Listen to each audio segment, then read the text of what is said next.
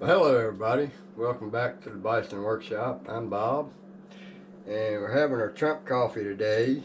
And I wanted to do a video on a subject that has just come up. Of course, it's been coming up. It's just finally come to a head for me. Uh, so this is probably going to sound like a rant video, but it really isn't. I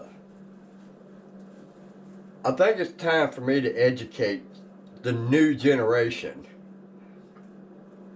on calibers and what is determined a big bore air rifle, or any rifle for that matter.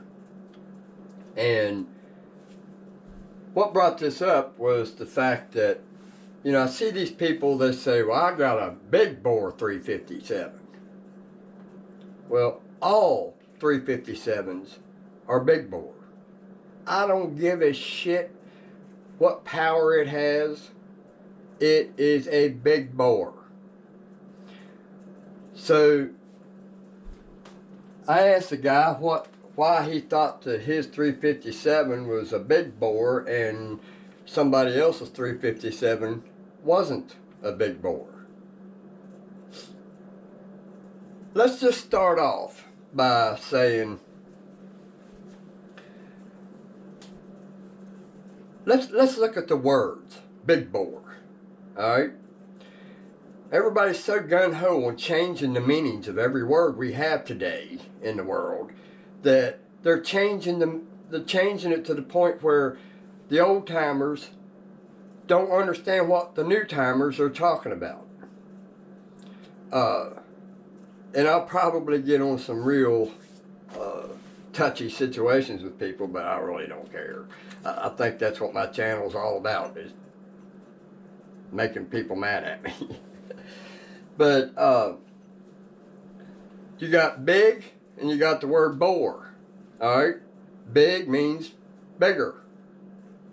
Bore means how big that bore is, what size bore it is, where the projectile comes out. It mentions nothing in the title, big bore. It doesn't say powerful big bore. It just says big bore. Now, we have been all of our lives looking at guns and saying, okay, well, that's a 357, that's a big bore. Now, I don't know where it stops before the 357. I just know for a fact that the 357 is included in the big bore category. So if somebody had two guns sitting there beside each other that are identical, and you turned one down to where it didn't have very much power, and then you turned the other one into where it had a lot of power, that doesn't determine that it's a big bore. That just determines the power that you have, whether it's a piece of junk or a good gun.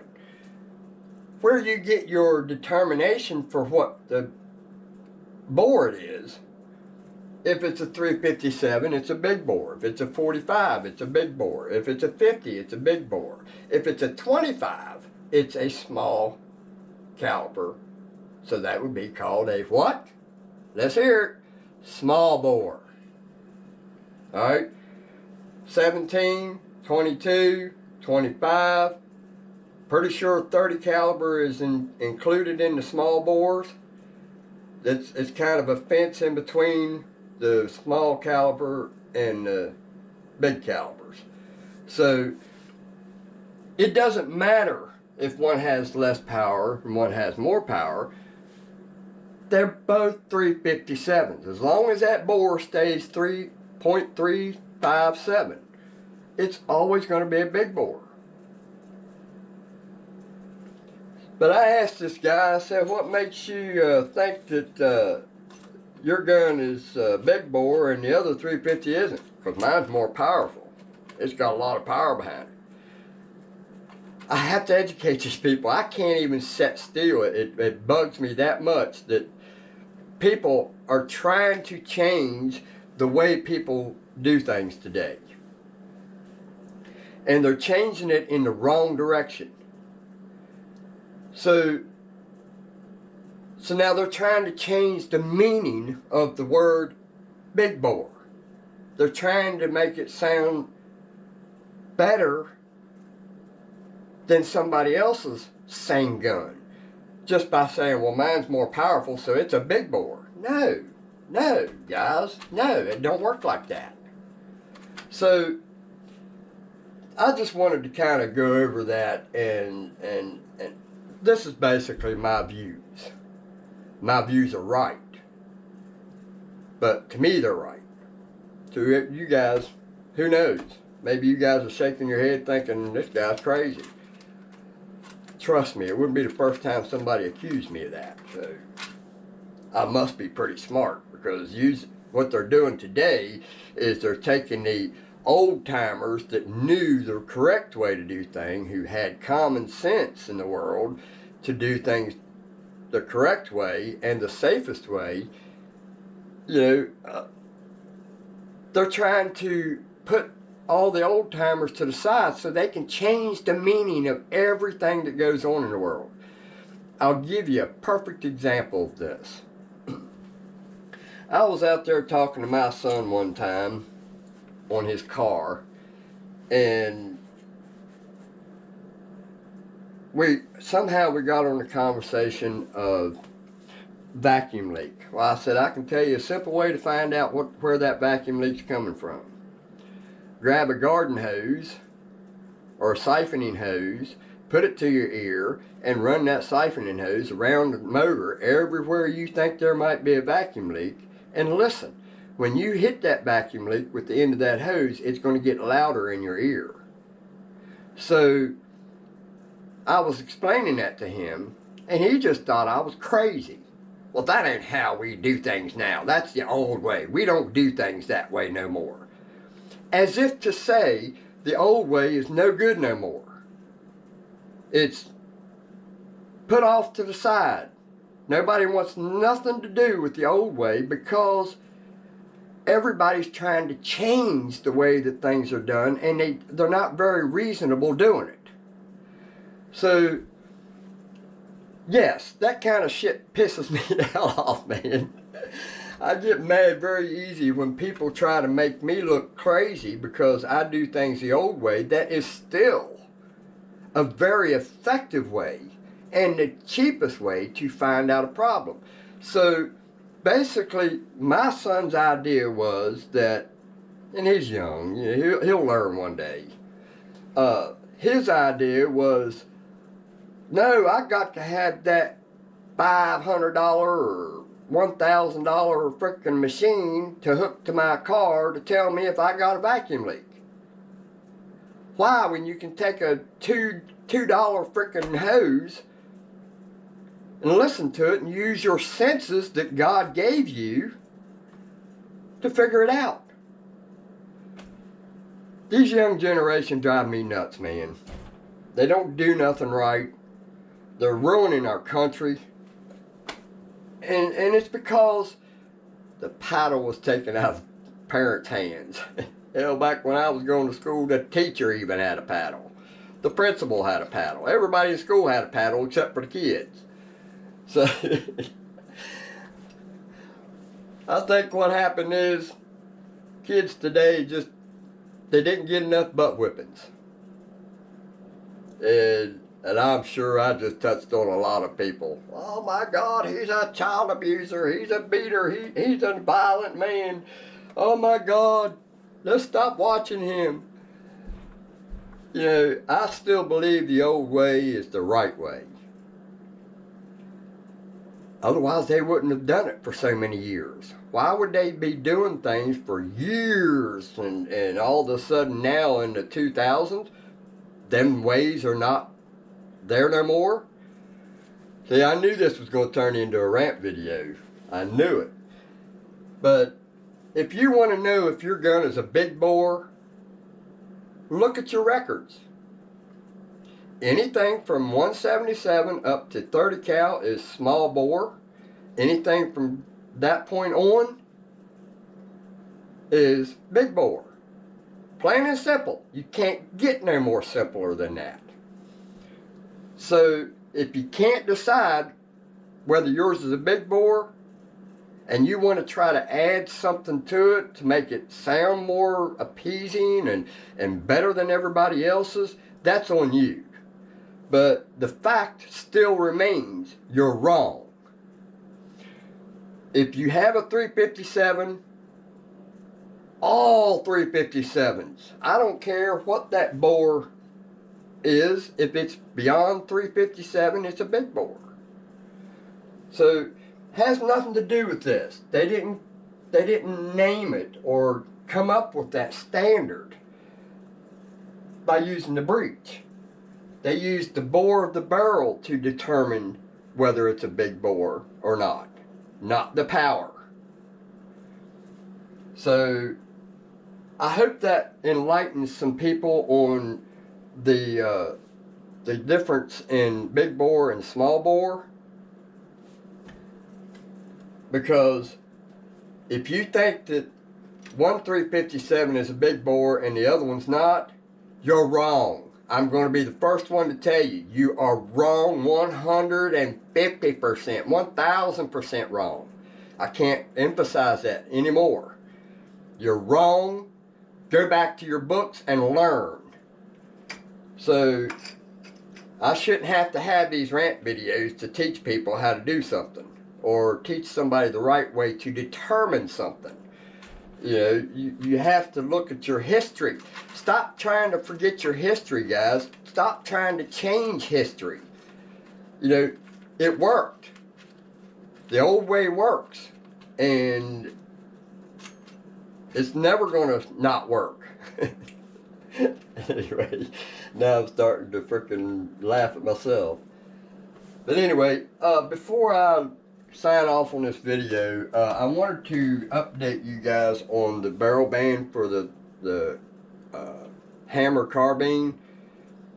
I have decided to go ahead and make the pick rails also and let go with it. So this is how you will get it when you buy it. It'll have all the Picatinny rails on it. I had thought about putting these on the same platter as or the same bed as the band and have it textured too, because once you turn a print into textured, everything on there gets textured. So I didn't really want that. I kind of wanted to leave these shiny, and you guys can be the judge of this if you guys made it to the end of this video. Tell me if you think that it would look better with the texture picks or like that. I kind of like it better that way because it kind of distinguishes it from one to the other and gives it more detail, makes it pop a little bit more. But these will come with everything you need except a file. This one here is the one I have for sale. Let me get my tube and I'll show you. This tube goes right in there, so you can see when you get the very first one, this will be the first one sold. It ain't the first one that went out, but it's the first one that would be sold. So if anybody wants it, here it is. When you go to file it, you have to file this part. I get them down flat, kind of.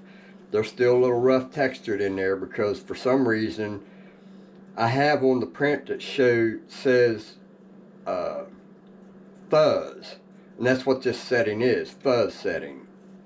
And it's got 3 choices: disabled, inside, or no, outside walls only, and then both, or no, yeah, I think it has where you can do everything textured. Well, I put outside walls only, but it's still putting texture inside here. So I flatten all that texture down. That gets you partway there. you're still going to have to file this out. And when you file it all the way around the same amount. You got to keep turning that when you're filing it, because if you don't, you're going to make it an egg shape. You don't want that. You want that hole to be perfectly round. So when you file, in fact, I'll show you how I file mine.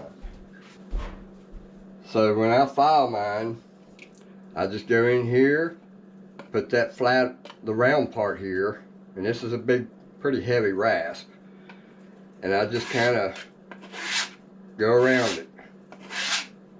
I do about 3 or 4 times, maybe 5. I just did 5 on that one, and I turn it and do the same thing, same amount of pressure all the way around it, and I just keep on going until I get all the way around it, and then I will go and test it on my bottle. But this one's too big for this bottle. So that's what you're going to need. This is all you need, a file.